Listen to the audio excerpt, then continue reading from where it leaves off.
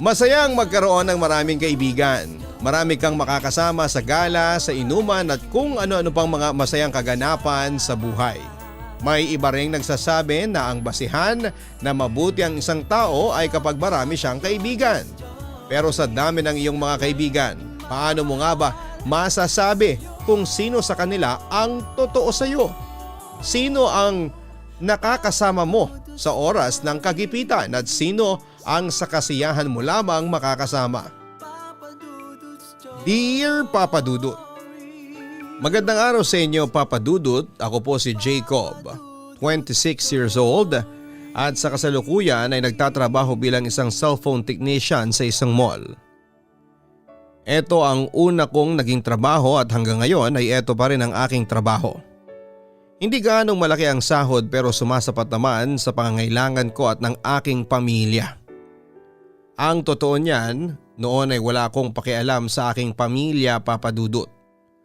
Wala po akong ibang iniisip kundi ang aking sarili at mga kaibigan na mas madalas ko pang kasama kesa sa aking mga magulang at 3 kapatid. Oo nga pala Papa Dudut.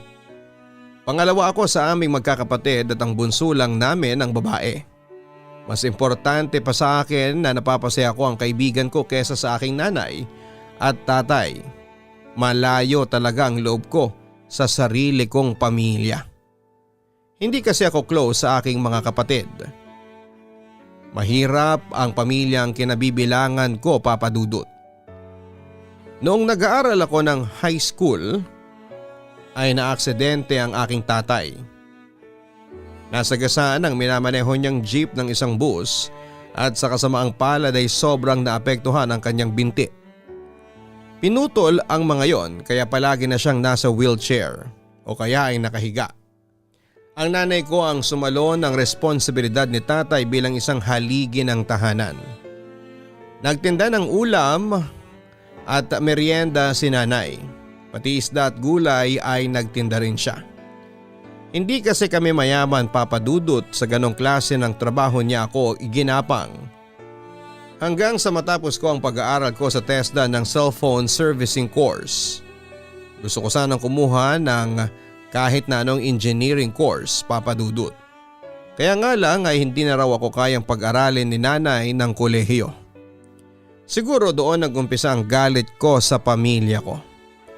Kung wala siguro akong ibang kapatid ay baka napag-aral ako ni nanay at tatay sa kursong gusto ko. Kung hindi siguro na aksidente si tatay ay baka maayos pa rin siyang nagtatrabaho at hindi si nanay ang kumakayod.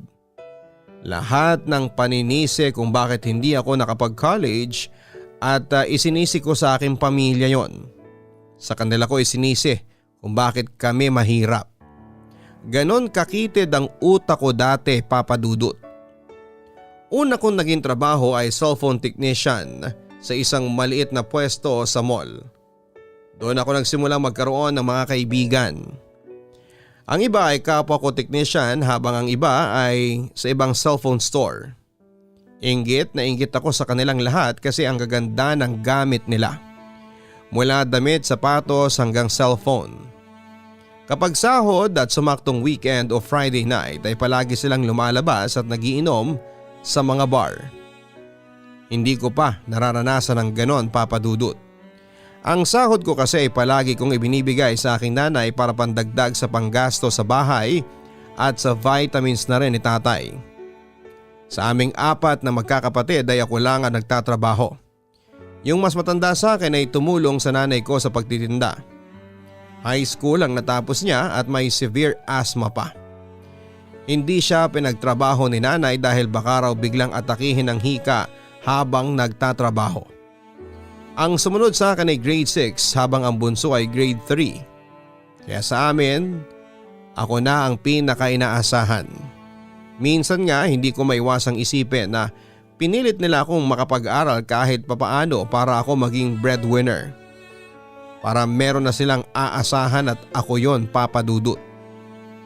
Saturday na guys, short or day later ha, sahod kahapon eh. Narinig kong sabi ng kasamang kong technician sa shop na si Oliver. Jacob, sumama ka mamaya ha. Simula nang magtrabaho ka rito ay never ka pa namin nakakasama sa paglabas kahit na isang beses. Ang hirit ni Ana, ang cashier. Pas muna ako. Sabi ko nang hindi sinasabi ang dahilan kung bakit. Hindi pwede ang pas. Sasama ka mamaya. Ang pilit pa ni Ana. Yung crush mo na si Rochelle sa kabilang store sasama. Chance mo na yun para mapormahan siya. Dagdag ni Oliver na kinangiti ko. Saka alam mo ba na pinagchichismisan ka na rito na KJ ka raw? Hindi ka kasi sumasama sa amin eh. Ang turan pa ni Ana. Okay, sasama na ako sa inyo mamaya. Napipilitan kong pagpayag. Yan ganyan, dapat walang KJ dito ha. Tawang biro pa ni Oliver. Ayaw kong sumama sa kanila dahil alam kong gastos lang ang pag-inom. Papadudot, nag-text ang nanay ko na kailangan ko nang bumili ng vitamins ni tatay dahil paubos na. Hanggang bukas na lang daw ang meron. Lahat ng sinahod ko para sa cut-off ay nasa akin pa. Nagtabi ako ng kaunti upang pandagdag sa pambili ko ng cellphone. Luma na kasi ang ginagamit ko at gusto kong palitan ng mas maayos na modelo. Wala na kasi talagang natitira sa sinasahod ko dahil sapat lang yon para sa pamilya ko. Pagka-out naming lahat ay magkakasama kaming pumunta sa may labas ng mall. Naroon na ang iba naming mga kaibigan. 4 silang naroon. 2 lalaki at 2 babae. Isa sa mga babae ay si Rochelle na crush ko. Papadudot, sales lady siya sa isang kilalang brand ng cellphone. Ang ganda niya kasi kaya nagustuhan ko siya. Morena, Pinay beauty, kumbaga palangiti rin siya kaya ang bait niyang tignan. Nahihiya akong kausapin siya dahil hindi ako sanay na manligaw sa mga babae. Medyo nakakahiya man pero hindi pa kasi ako nagkakaroon ng nobya ng panahon na yon, Papadudot. Nag-hello si Rochelle sa akin at kinilig ako. Feeling ko ay kompleto na ang gabi ko dahil ako na ang una niyang pinansin. Tinukso tuloy kami ni Rochelle ng iba naming kasama. Pumunta kami sa isang resto bar na walking distance sa mall. First time ko makapunta sa ganong lugar, Papadudot. May live band na tumutugtog at kumakanta. Maraming tao ang nagiinuman at kumakain. Hindi ko pinahalata sa mga kasama ko na kinakabahan ako dahil first time ko makapunta sa isang resto bar, baka kasi tuksuhin nila ako. Umorder muna kami ng rice meal. Wala pa kasi kaming dinner lahat at pagkatapos ay saka umorder ng 2 bucket ng beer. Ang saya ko pa ng oras na yon dahil katabi ko si Rochelle. Paminsan-minsan ay nagdidikit pa ang mga braso namin nang hindi po sinasadya. Hindi ako masyadong sanay sa ala kaya 2 bote pa lamang ng beer ay nahihilo na ako. Lasing na rin ako at naging maingay na. Nasasabayan ko na ang pagkukwentuhan at pagbibiroan nila. Hindi ako nahihiyang kausapin si Rochelle. May mga pagkakataon pa na inihihilig niya ang kanyang ulo sa balikat ko. Hindi ko alam kung ganun ba talaga siya o kagaya ko ay lasing na rin siya. Sobrang saya pala ng ganung lugar, Papadudot. Lalo na kapag kasama mo ang mga kaibigan mo. Bonus na kasama pa si crush. Unti-unti ay nagiging komportable na ako sa kanila. Hanggang sa hindi ko na namamalaya ng oras. 2:00 na pala ng madaling araw at 2 table na lang ang may tao. Hindi ko na alam kung gaano karaming beer ang nainom ko. Basta lasing na ako. Nang ibigay na ang bill ay parang nawala ang pagkalasing ko nang makita ko kung gaano kalaki ang dapat naming bayaran. Nasa 7,000. Hindi ko akalain na aabot ng ganong kalaki ang kinain at ininom namin. 7 kami kaya tigi-1,000. Malaki na para sa akin ang 1,000, Papadudot. Pambili na yun ng vitamins ni tatay. Guys, lapag na lang ang bag. Malakas na sabi pa ni Oliver. Pas muna ako ha. Wala pa kaming sahod Okay lang ba? Tila nagpapaawang tura ni Rochelle. Andiyan naman si Jacob sasambutin ka niya. Siya na ang bahala sa iyo ngayong gabi. Ang singit pa ni Ana. Sasambutin ano yon? Walang ideya kong tanong. Ikaw ang mag-aambag para sa kanya, ang sabi ni Oliver. Pagkakataon mo na ito para magpapogi kay Rochelle. Sagutin mo na ang ambag niya. 1,000 lang naman o sige na. Bulong pa ni Oliver sa akin. Hoy, huwag niyo ang ipe-pressure si Jacob. Saka nakakahiya, uutang na lang ako kay Donna. Tukoy ni Rochelle sa kasama nitong babae. Okay lang. Ako na ang sasagot sa ambag mo. Libre ko na sayo. Mabilis kong sabi. Kahit ang totoo ay labag yon sa kalooban ko. 2,000 rin kasi ang nalaga sa akin sa loob ng isang gabi. Isang sakong bigas din yon at meron pang sobra na pambili ng ulam. Nakabudget na kasi ang sahod ko at hindi na pwedeng bawasan. Pero nang dahil sa gusto kong magpapogi kay Rochelle ay binawasan ko na. Tuwang-tuwa naman si Rochelle sa akin, Papa Dudut. Iyon ang nagsilbing pampalubag loob sa akin. Kaya naman kinabukasan sa bahay ay doon na nagumpisa ang problema. Kinulang ang budget para sa vitamins at maintenance ni tatay. Sinabi ko na lang na kaya kinulang ay may binayaran akong utang. Siyempre nagtaka si nanay. Kilala niya kasi ako na hindi marunong mangutang. Mas nanaisin ko pang magtiis kesa sa manghingi ng tulong o umutang sa iba. Baka naman may iba kang pinagkagasusan. Jacob, kilala kita. Hindi ka nangungutang, pagdududa pa ni nanay. Bahala kayo kung ayaw ninyong maniwala. Sa nangutang ako at siningil na nga ako. Buti sana kung pinagtatrabaho niyo yung si James. Di sana ko kinakapos ng ibinibigay sa inyo kung may tumutulong sa akin sa pagpasok ng pera. Padabog kong sagot. Hindi nga pwede magtrabaho si James. May hika ang kapatid mo. Kapag yan inatake ng matindi ay mas malaki ang magagastos natin. Bakit, napapagod ka na bang magtrabaho para sa atin, anak? Malungkot na sabi pa ni nanay sa akin. Ano bang tingin niyo sa akin, robot? Malamang napapagod din ako. Mabuti kayo at nagbebenta lamang kayo. Ako pagod na ang katawan at utak ko. Tapos masisigawan at pagagalitan pa ng customer kapag hindi ko naayos ang pinapaayos nila na para bang pati pagkatao ko'y binayaran nila. Nanghihimutok kong sabi. Kaunting tiis lang, Jacob. Magsipag ka lang at aangat ka rin. Pagpapalakas ni nanay sa loob ko. Hindi nyo kasi ako naiintindihan, bulyaw ko. Mabigat ang loob ko na umalis ako ng bahay para pumasok sa trabaho. Yun ang unang beses na nasagot ko ng ganon si nanay. Nang madaanan ko si Rochelle na nag-aayos ng display nila sa store ay ngumiti siya nang makita ako. Gumaan kaagad ang pakiramdam ko. Pagdating sa shop ay kinantsawan ako ni Oliver at ni Ana. Naka first base na raw ako kay Rochelle at itutuloy-tuloy ko na lang daw yon. May outing nga pala tayo next weekend sa Pansol, overnight yon. Tayo-tayo lang naman ulit ambagan ulit tayo. Sa Thursday ang deadline at kailangang magbayad na doon sa resort, ang sabi pa ni Oliver. Wala na akong pera pare, paano kaya yon? Kakamot sa ulo na tanong ko. Umutang ka dyan kay Ana. Kung hindi mo na may tatanong nagpapautang yan, may tubo nga lang. Sagot ni Oliver na may kasamang pagtawa. Hindi kasi ako nangungutang turan ko. Aba kapag hindi ka nangutang ay hindi ka makakasama. Ikaw rin, nandun si Rochelle. Nakita mo ba si Franco nung nagiinuman tayo? Ang lagkit ng tingin sa crush mo. Baka mapormahan pa nun si Rochelle kapag wala ka. Bulong ni Oliver sa akin. Saka baka doon pa magka-chance na manigaw si Franco kay Rochelle kasi wala ka. Gatong pa ni Ana na nakisali na sa usapan.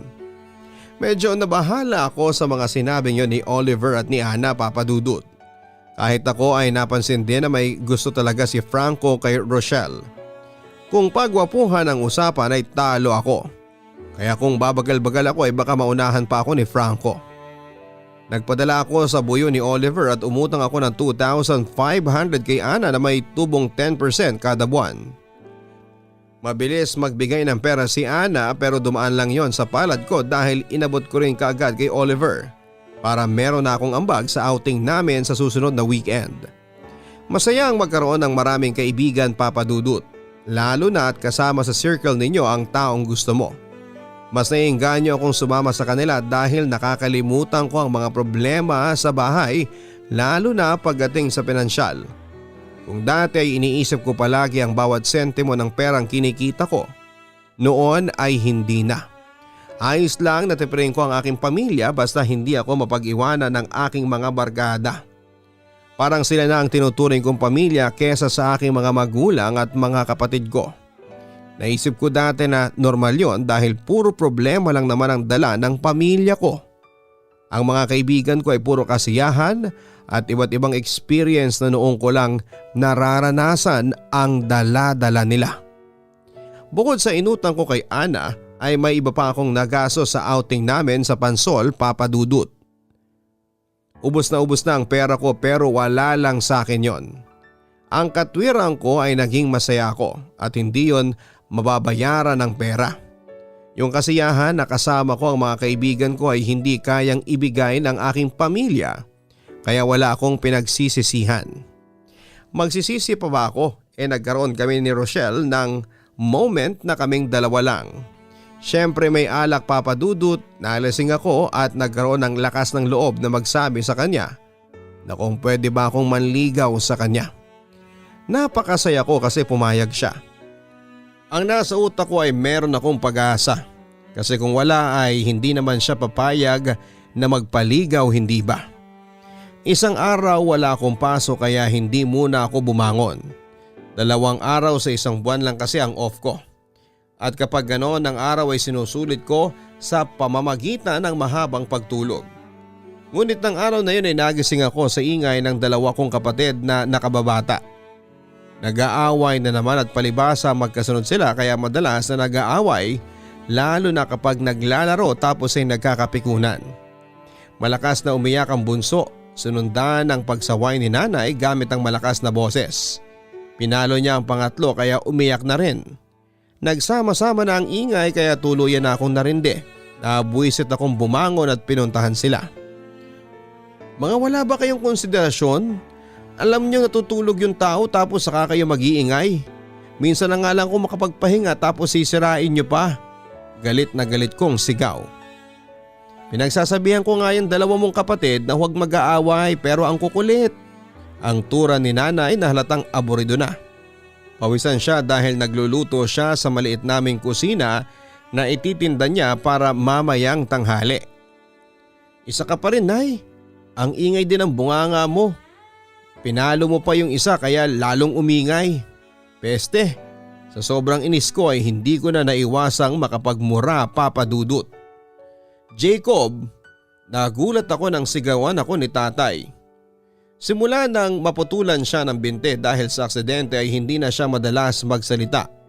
Masyado niyang dinibdib ang nangyari sa kanya. Kaya nang marinig ko ang boses niya, sa pagtawag ng pangalan ko sa galit na tono ay medyo natakot ako. Nakaupo siya sa wheelchair malapit sa bintana. Matalim ang mata niya sa akin. Hindi porkat ikaw ang nagtatrabaho para sa aming lahat ay may karapatan ka ng basasin ng nanay mo. Sa harapan ko pa talaga. Hindi ka namin pinalaking ganyan. Bulyaw ni tatay. Natigilan ako nang pagalitan ako ni tatay pero naisip kong hindi niya ako magagawang saktan dahil sa kondisyon niya. Pakiramdam ko ay mas mataas na ako sa kanya dahil ako na ang parang tumatayong haligi ng tahanan. Ako ang dahilan kung bakit meron kaming kinakain sa araw-araw. Hindi niyo nga ako pinalaking ganito pero kayo ang dahilan kung bakit mas lalo tayong naghihirap. Kayo ang dapat na gumagawa ng ginagawa ko ngayon, Tay. Pero tingnan ninyo, nandyan lang kayo sa wheelchair ninyo. Sagot ko habang pigil ang pagpatak ng mga luha ko. Sa tingin mo ba ginusto ko ito? Wala kang utang na loob na bata ka. Nanggagalaite sa galit si tatay. Kung nakakatayo lang siguro siya ay baka kanina pang dumugo ang uso ko sa suntok niya. Umalis ako ng bahay ng araw na yon.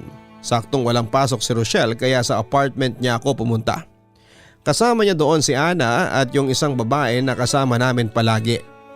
Sa kanila ko nilabas ang sama ng loob ko sa aking pamilya at natuwa ako kasi naintindihan niya ako, Papa Dudut.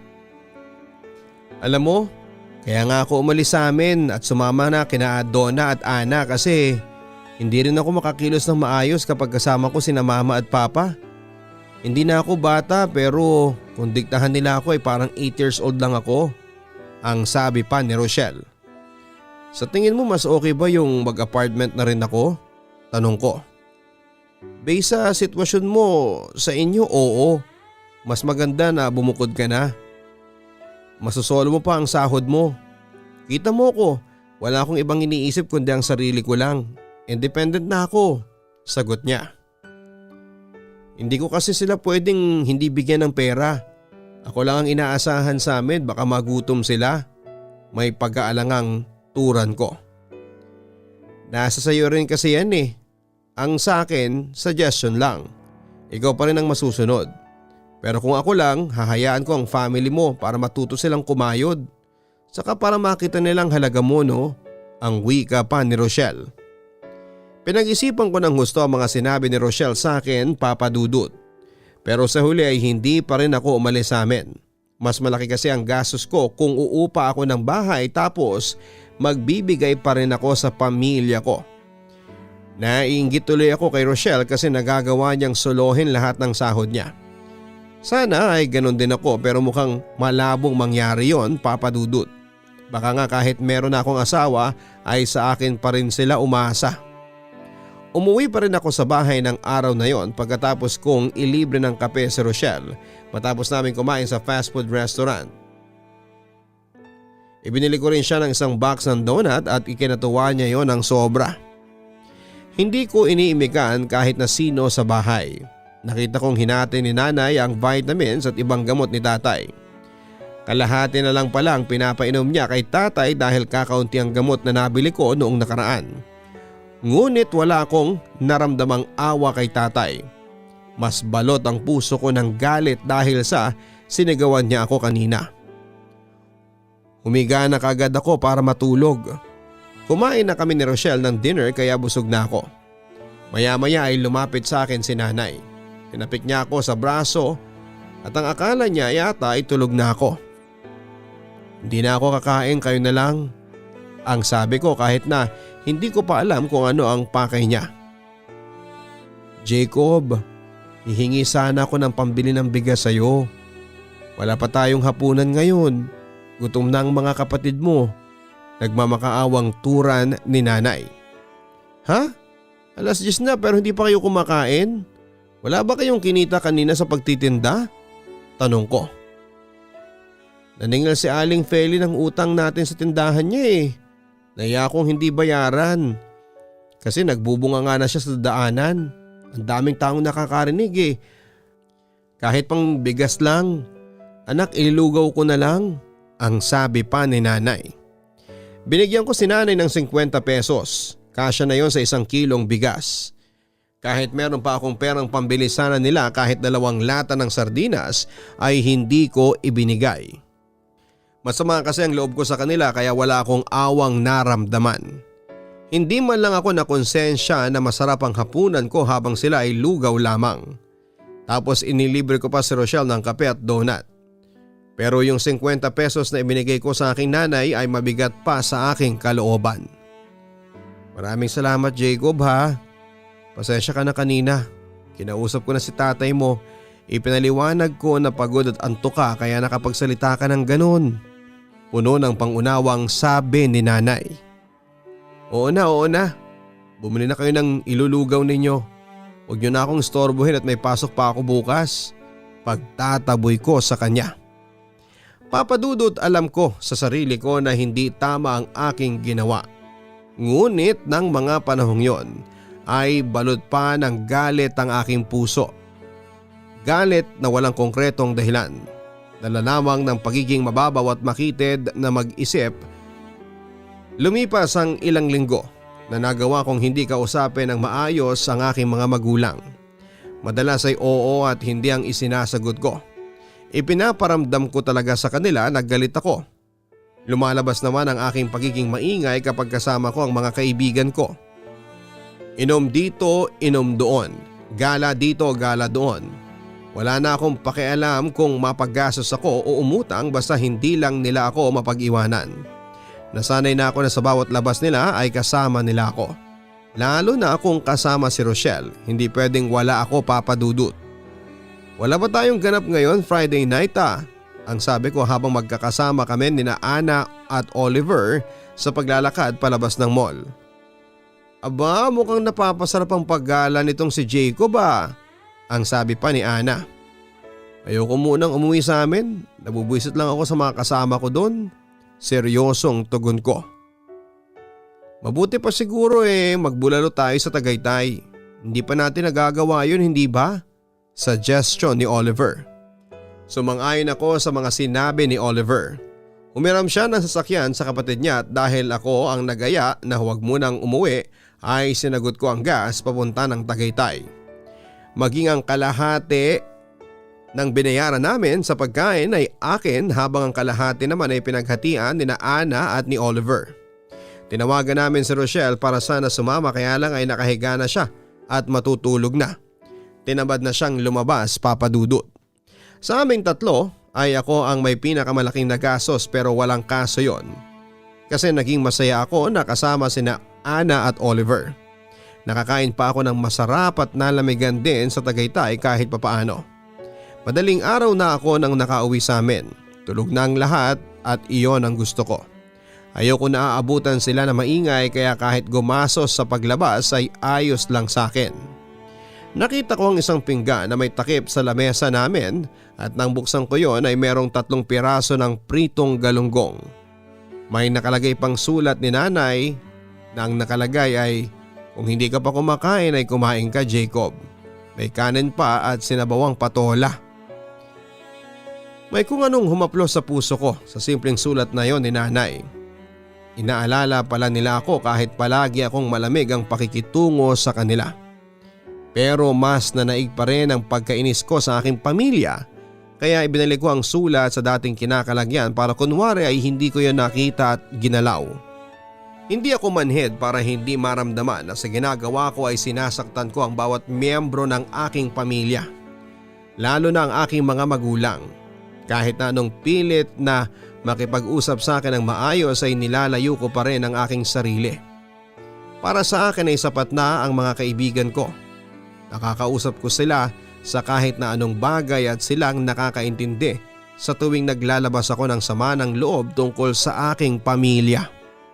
Sobrang sarado pa talaga ng puso at utak ko ng panahon na yon, Papa Dudut. Jacob, birthday na pala ng tatay mo bukas. Napahinto ako sa paglabas ng bahay nang mula sa aking likod ay nagsalita si nanay. Wala pa akong sahod at sa Sabado pa. Walang gana kong tugon, hindi ko man lang siya nilingon. Hindi ako manghihingi ng panghanda anak. Ang totoo niyan ay nag-iipon pala ang tatay mo para meron siyang pangpansit at tinapay bukas, ang sabi ni nanay. May panghanda na pala kayo anong gusto ninyong gawin ko pa? Tanong ko. Hindi ba holiday bukas? Baka pwedeng wag ka munang pumasok o kahit half day ka na lang para kumpleto tayong lahat dito na kumain ng pansit at tinapay. Umaasang wika ni nanay. Nay, hindi ko na po ipagpapalit yung sasahurin ko bukas para sa pansit at tinapay. Kaya kong kumain yan kahit na anong araw. Medyo naiinis kong turan. Anak, hindi yung pansit at tinapay ang dahilan kung bakit hindi ka papasok bukas, kundi dahil birthday ng tatay mo. Minsan lang yun sa isang taon saka simula nung magtrabaho ka ay hindi ka na namin nakakasabay sa pagkain. May lungkot na sabi pa ni nanay. Bahala na bukas, alis na ako at baka malate pa ako. Walang gana kong sagot sabay alis. Ako na nga siguro ang pinakamasamang anak sa buong mundo, Papa Dudut. Pwede akong hindi pumasok ng araw na yon pero may sahod pa rin ako pero mas pinili kong magtrabaho hanggang sa gabi. Ginawa ko yon kahit alam kong birthday ni tatay at umaasa ang pamilya ko na makakasama nila ako na mag-celebrate. Mas pinili kong ilibre ang mga kaibigan ko sa resto bar ng beer. Hindi ko alam pero gusto kong magpakalasing ng gabing yon, Papa Dudut. Uy Jacob, dahan-dahan ang bilis mo sa alak May pasok pa tayo bukas, paalala pa ni Oliver. Okay lang ako. Kayo kaya ang nagturo sa aking uminom ng alak, natatawa kong tugon. At kagaya ng dati ay katabi ko si Rochelle. Ang ipinagtataka ko lang ay kung bakit nasa tabi niya si Franco at mas malapit ito sa lalaking yon. Halos hindi rin ako kinakausap ni Rochelle. Hindi kagaya dati na siya pa ang unang kumakausap sa akin. May kakaiba sa kanya kaya nagkaroon ako ng pagdududa. Bigla akong inakbayan si Rochelle, nagulat siya at malakas akong itinulak. "Jacob, ano ba?" Parang naiilang niyang sambit. "Bakit parang galit ka yata sa akin, Rochelle? Hindi mo ako kinakausap kanina pa. Saka inaakbayan naman kita dati ah." Malakas ang loob ko ng oras na yon dahil sa alak. "Pare, girlfriend ko na si Rochelle, ang singit pa ni Franco." Nung una ay hindi ko alam kung nagbibiro ba si Franco o gusto niya akong mainis, pero si Rochelle na mismo ang nagsabi sa akin na totoo ang sinasabi ng lalaki. Gusto nang sabihin sa akin ni Rochelle na huminto na ako sa panliligaw niya. Kaya pala tahimik ay dahil nahihiya siya sa akin. Durog na durog ang puso ko ng oras na yon, Papa Dudut. Doon ako nakaramdam ng panghihinayang sa mga perang nagastos ko kay Rochelle. Yung panlilibre ko sa kanya, pagsagot sa pag-ambag niya kapag wala siyang pera. Yung pag-treat ko sa kanya kahit na walang okasyon at kung ano-ano pa. Lahat ng yon ay napunta lamang sa wala. Gusto kong suntukin si Franco dahil pailalim pala itong tumira. Wala akong kalam-alam na nanliligaw rin pala siya kay Rochelle. Ang buong akala ko ay crush niya lang si Rochelle at hanggang doon lang yon, Papa Dudut. Pero nagkamali pala ako. Gusto kong magwala ng gabing yon pero pinigilan ko ang sarili ko. Nagkunwari akong ayos lang, ang sabi ko pa nga ay ganon talaga. Alangan naman na ako ang sagutin niya hindi naman ako ang gusto niya. Kunwari ay sports ako pero sa loob ko ay wasak na wasak ako, Papa Dudut. Umuwi akong masama ang loob at lasing na lasing. Talagang nilunod ko ang sarili ko sa alak upang kahit papaano ay makalimutan ko ang pagkabigo ko sa pag-ibig.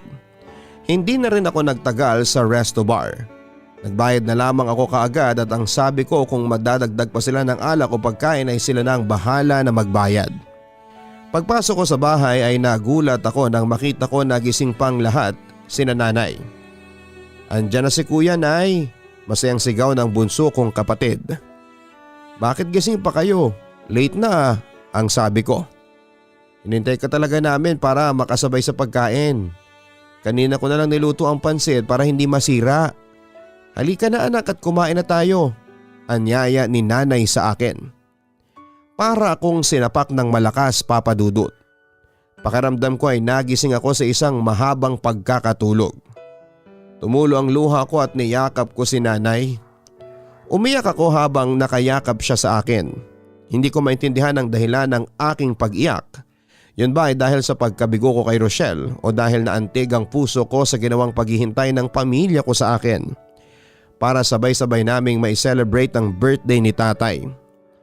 Nagtatakang tinanong sa akin ni nanay ang dahilan ng pag-iyak ko at sa kauna-unahang pagkakataon simula nang mabarkada ako ay nag-open ako sa kanya ng problema. Ipinagtapat ko sa kanyang nangyari sa panliligaw ko sa isang babae. Sinabi niya sa akin na ganun talaga. Hindi palaging mahal ako ng taong mahal ko. May mga pagkakataon daw talaga na mabibigo ako.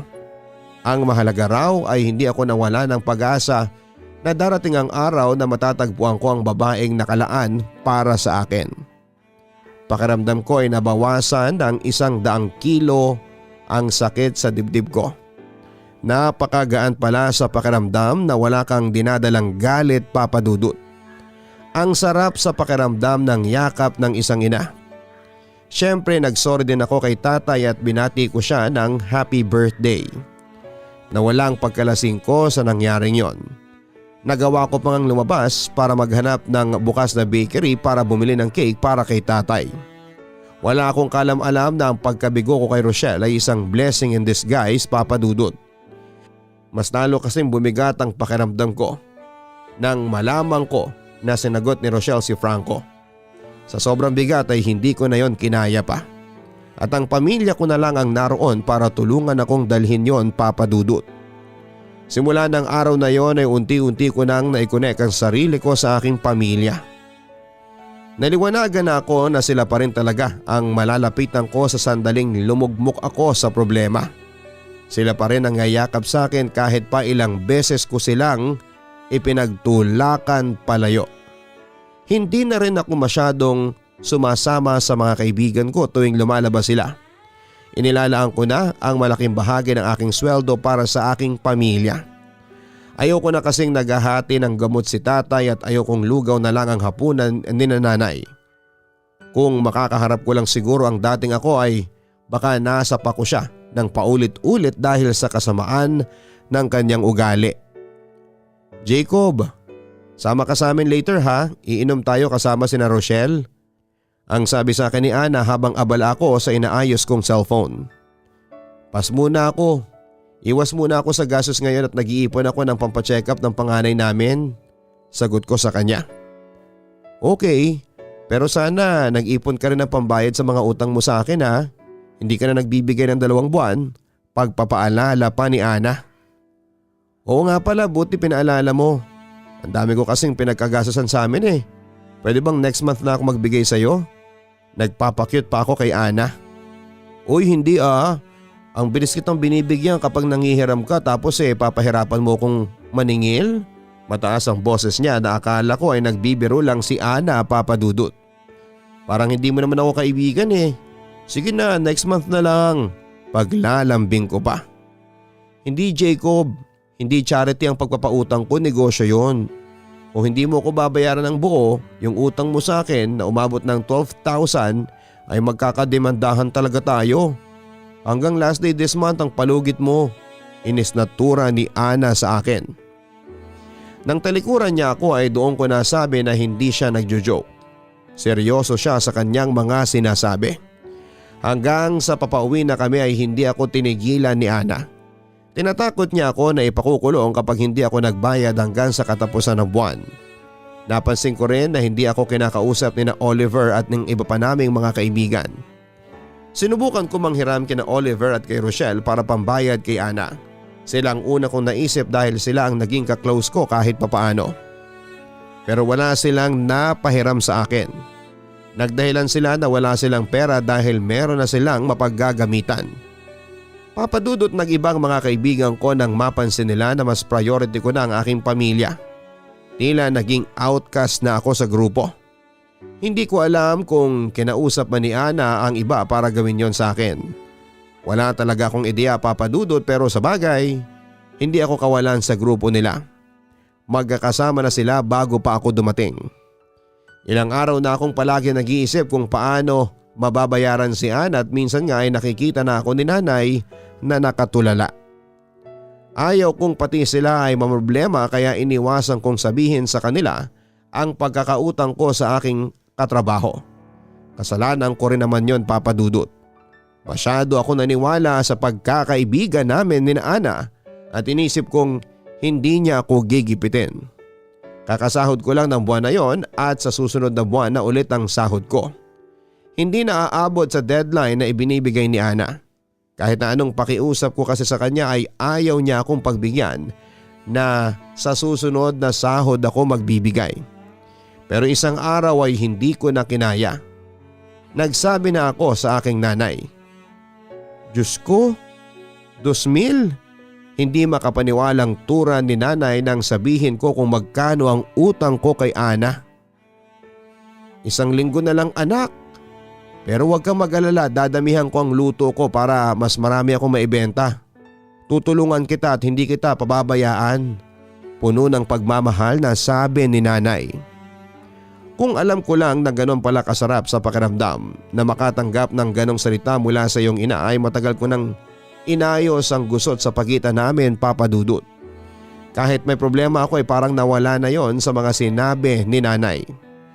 Mangiyak-ngiyak ako ng isang araw bago ang katapusan ng buwan ay binigyan ako ng nanay ko ng 12,000 pesos. Umutang raw siya sa kaibigan nito na hindi nagpapatubo. Kinapalan na raw nito ang mukha niya. Tapos yung iba ay kinita niya sa pagbebenta ng ulam. May dinagdag din si tatay mula sa iniipon niyang pera. Sobra-sobra ang naging pasasalamat ko sa pamilya ko, Papadudut. Kahit walang-wala sila ay talagang ginawa nila ng paraan upang magkaroon ng solusyon ang problemang kinakaharap ko. Nabayaran ko si Ana bago ang deadline, Papa Dudut. Hindi na ako komportable na makasama at makatrabaho sila, kaya nagpasa na ako ng resignation. Nang makahanap na sila ng ipapalit sa akin ay umalis na ako sa shop na yon. Umasa pa nga ako na malulungkot sila pero deadma lang silang lahat. Ang saya-saya nga nilang nagkukwentuhan nang makita ko sila habang papauwi ako, Papa Dudut. Pero hindi ako nakaramdam ng panghihinayang na sa ganoon na uwi ang pagkakaibigan namin. Ang totoo ay hindi ko rin alam ang nangyari. Basta na lang sila hindi namansin, pero bahala na sila, Papa Dudut. Basta ayos ang relasyon ko sa aking pamilya ay wala akong dapat na ikabahala. Nang nawalan ako ng trabaho ay si nanay ang tumulong sa akin para makahanap ng panibagong trabaho. Yung ninong kasi ng panganay kong kapatid ay may pwesto ng cellphone repair sa isang mall at nakiusap si nanay na baka pwede akong magtrabaho doon. Sumakto na kailangan nila ng isa pang tao kaya ako ang kinuha. Doon ako nagtatrabaho ngayon, Papa Dudut. Ang totoo ay dati pang sinasuggest ni nanay na doon ako magtrabaho pero dahil sa pride ko ay mas ginusto kong maghanap sa iba. Natuto na rin akong bigyan ng pagpapahalaga ang aking pamilya. Lalo na sila ang tumulong sa akin noong ako ay nagkaproblema. Hindi nila ako tinalikuran kahit una ko na yung ginawa sa kanila. May mga bago na akong kaibigan pero hindi ko na ginagawa yung dati na halos sa mga kaibigan ko ibinubuhos ang lahat ng aking oras at pera.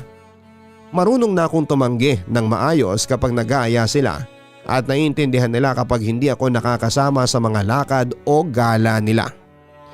Papa Dudut, sa ngayon kasi ay pamilya ko na ang priority ko at gusto kong bumawi sa mga panahon na ipinagpalit ko sila sa ibang tao.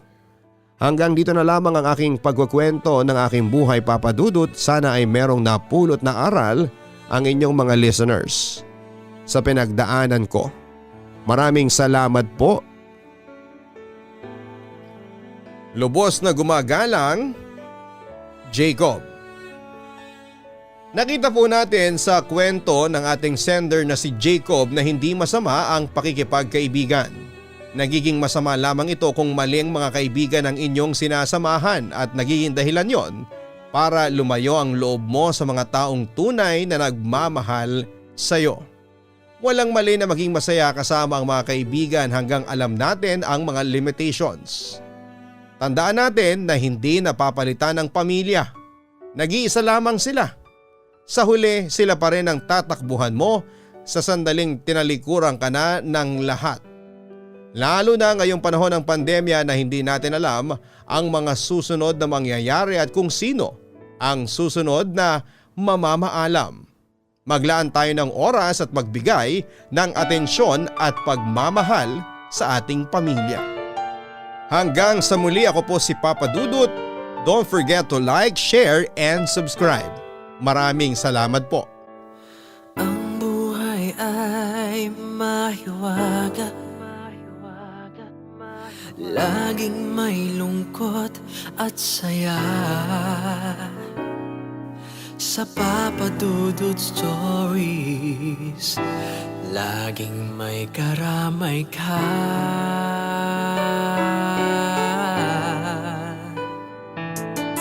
Mga problemang kaibigan, dito ay pakikinggan ka. Sa Papa Dudut Stories, kami ay iyong kasama.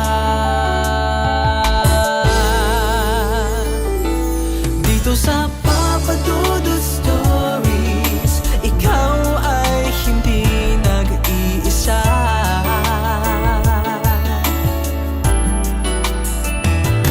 Dito sa Papa Dudut Stories, may nagmamahal sa'yo. Papa Dudut Stories, Papa Dudut Stories,